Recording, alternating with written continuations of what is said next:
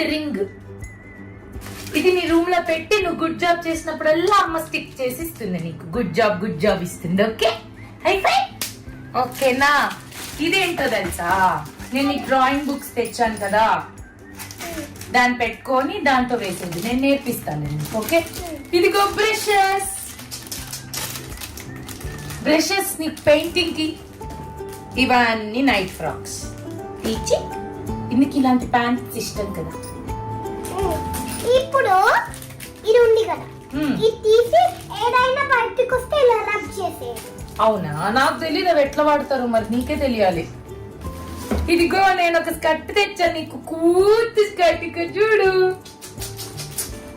ఎంత క్యూట్ ఉంది కదా. ట్రై చేస్తా. దీని మీద ఇది బాగుందా?